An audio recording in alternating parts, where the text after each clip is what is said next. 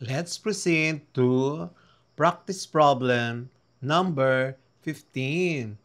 A cone-shaped ice container has a height of 2 meters and a base radius of 0.5 meter. Find its volume.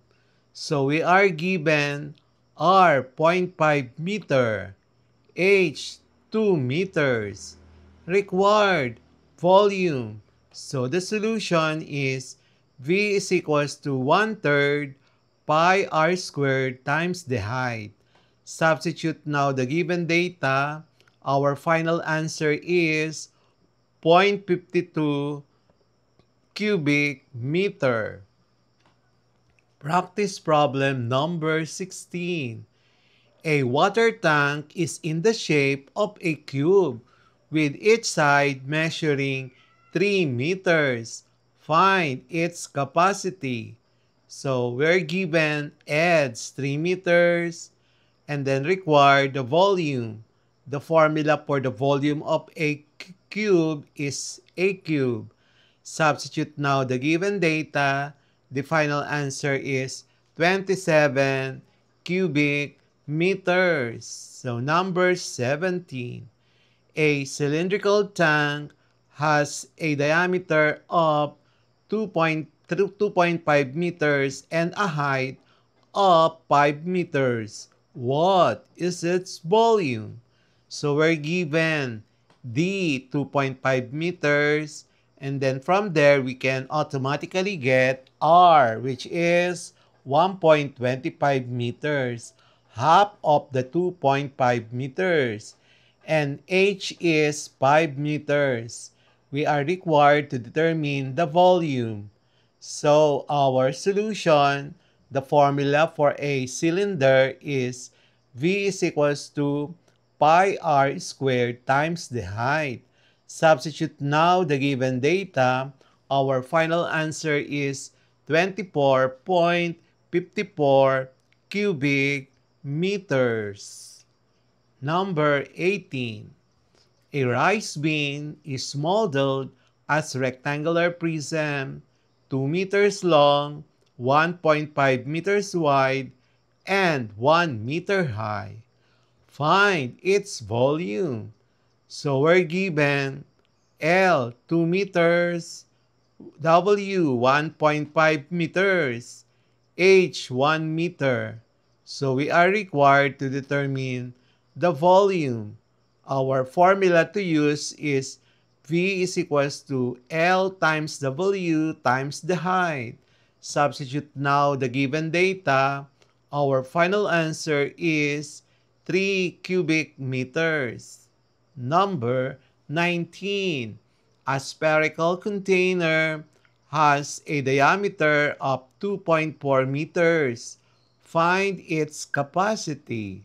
So, our given data is D is 2.4 meters.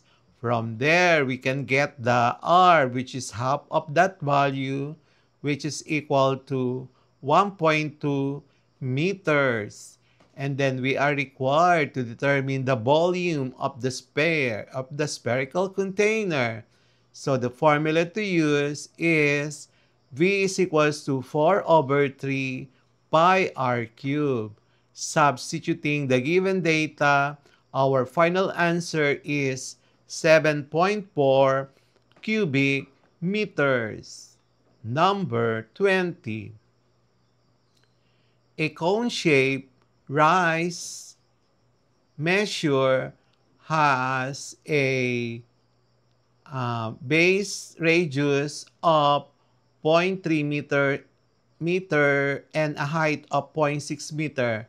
Find its volume. Cone-shaped rice storage. Okay, so we're given R is equal to 0.3 meter, H is 0.6 meter, and we are asked to determine the volume. The formula to use is 1/3 pi r squared H. Substitute the given data, and the final answer is 0.057 cubic meter. for our MCQ of our Quarter 3 Measurement and Geometry Lesson Roman numeral number 6, calculating volume and capacity of three-dimensional objects in daily life. What is the volume of the cube with side length 4 meters? Letter A, 64 cubic meters. B, 16 cubic meters. C, 32 cubic meters. D, 8 cubic meters. MCQ number 2. A rectangular water tank has dimensions 3 meters by 2 meters by 1.5 meters. What is its volume? Letter A, 9 cubic meters. B, 12 cubic meters. C, 10 cubic meters. D, 8 cubic meters. MCQ number 3. Which formula is used to calculate the volume of a cylinder? Letter A, pi r squared h. Letter B, 2 pi r h. Letter C, pi r squared over 2. Letter D, 4 over 3 pi r cubed. Number 4. A cylindrical rice container has a radius of 0.5 meter and a height of 1.2 meters. What is its volume? Letter A, 0.94 cubic meters. B, 1.2 cubic meters. C, 0.5 cubic meters. Letter D, 1.5 cubic meters. MCQ number 5. The volume of a sphere is calculated using which formula? Letter A, pi r squared h.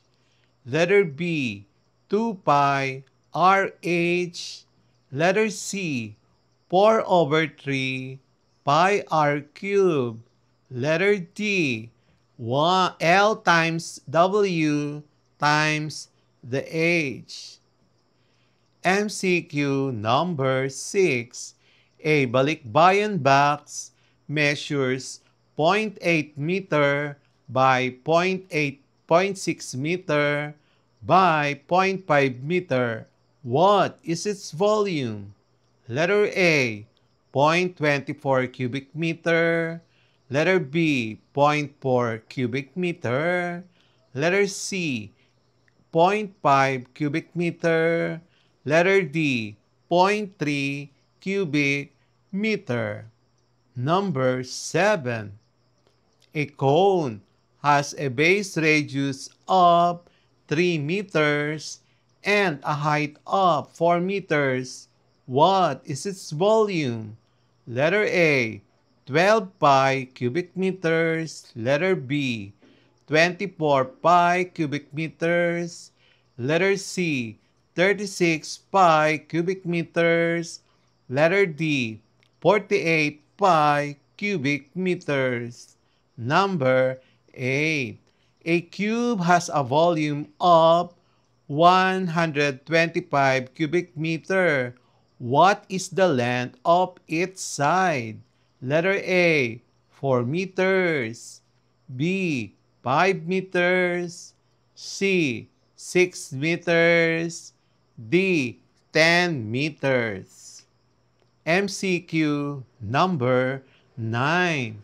Which unit is most appropriate when measuring the capacity of a household water tank? A, meter squared. B, meter cube. C, liters. D, centimeters.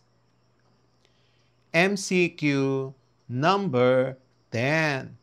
How many liters of water can a tank hold if its volume is 2 cubic meter?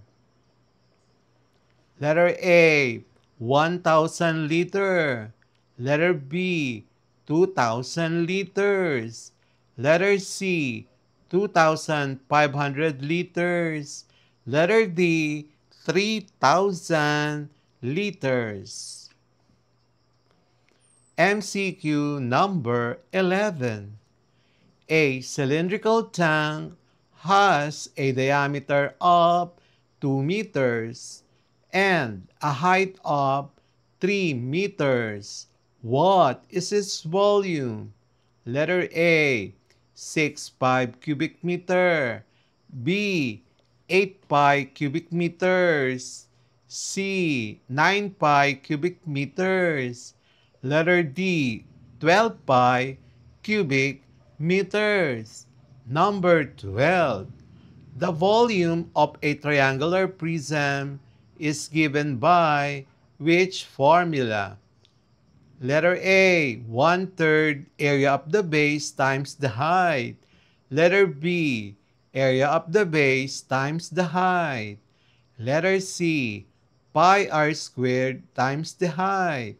Letter D, 4/3 pi r cubed. MCQ number 13. A triangular prism has a base area of 12 meters squared and a height of 5 meters. What is its volume? Letter A, 60 cubic meters. Letter B, 40 cubic meters. Letter C, 30 cubic meters. Letter D, 20 cubic meters. Number 14. If the radius of a sphere is doubled, how does its volume change? Letter A, it doubles. B, it triples. C, it becomes 4 times larger. Letter D, it becomes 8 times larger. MCQ number 15. A rectangular pool is 100 meters long, 5 meters wide, and 2 meters deep. What is its volume? Letter A, 50 cubic meters. B, 100 cubic meters. Letter C, 75 cubic meters. Letter D, 200 cubic meters. MCQ number 16. A cylindrical drum with radius 0.4 meter and height 1 meter is filled with rice. What is its capacity? Letter A, 0.5 cubic meters. Letter B, 0.4 cubic meter. Letter C, 0.25 cubic meter. Letter D, 0.3 cubic meter. MCQ number 17. Which of the following is a correct conversion from cubic meters to liters? Letter A, 1 cubic meter is 10 liters. Letter B, 1 cubic meter is equal to 100 liters. 1 cubic meter is equal to 1,000 liters. Letter D, 1 cubic meter is equal to 10,000 liters. We will have the next part of our Quarter 3 Measurement and Geometry lesson Roman numeral number 6.